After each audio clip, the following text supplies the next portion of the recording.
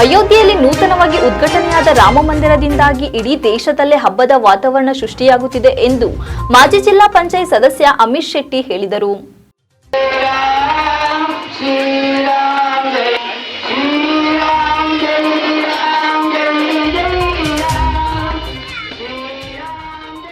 ಬೇಲೂರು ತಾಲೂಕಿನ ಅರಹಳ್ಳಿಯ ಶ್ರೀ ವಿನಾಯಕ ಭವನದಲ್ಲಿ ರಾಮಲಲ್ಲಾ ವಿಗ್ರಹ ಪ್ರಾಣ ಪ್ರತಿಷ್ಠಾಪನೆಯ ಹಿನ್ನೆಲೆಯಲ್ಲಿ ಆಯೋಜಿಸಿದ ಕಾರ್ಯಕ್ರಮವನ್ನು ಉದ್ದೇಶಿಸಿ ಮಾತನಾಡಿದ ಅವರು, ಈ ದಿನ ಸುವರ್ಣ ಅಕ್ಷರದಲ್ಲಿ ಬರೆದಿಡಬೇಕಾದ ದಿನವಾದ್ದರಿಂದ ಇಡೀ ಅರಹಳ್ಳಿ ಪಟ್ಟಣ ತರಳು ತೋರಣಗಳಿಂದ ಕಂಗೊಳಿಸುತ್ತಿದೆ. ಪ್ರತಿ ಮನೆಗಳಲ್ಲೂ ದೀಪವನ್ನು ಹಚ್ಚುವುದರ ಮೂಲಕ ಸಂಭ್ರಮಿಸಲಾಗುತ್ತಿದೆ.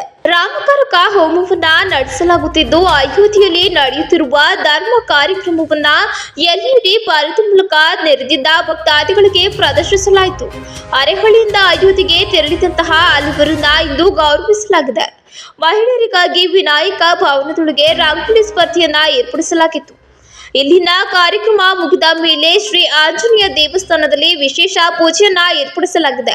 ನರೇಂದ್ರ ಮೋದಿಯವರ ಕಾರ್ಯವೈಖರಿಗೆ ಇಡೀ ದೇಶವೇ ಶ್ಲಾಘಿಸುತ್ತದೆ ಎಂದರು. ಈ ವೇಳೆ ಸಿದ್ದೇಶ್ ನಾಗೇಂದ್ರ, ನಾಗೇಶ್ ಶೆಟ್ಟಿ, ಸಚಿನ್ ರಾಯ್, ಶ್ರೀನಿವಾಸ್ ಶೆಟ್ಟಿ, ಭಾರತ್ ಪ್ರಕಾಶ್, ಸುದೇವ್, ಶಶಿಕುಮಾರ್, ವೀರೇಶ್, ಬಿಐ ನಟರಾಜ್, ಚಿದಾನಂದ್, ಗಂಗಾಧರ್, ಮಹೇಶ್ ಶೆಟ್ಟಿ ಸೇರಿದಂತೆ ಅನೇಕರು ಹಾಜರಿದ್ದರು.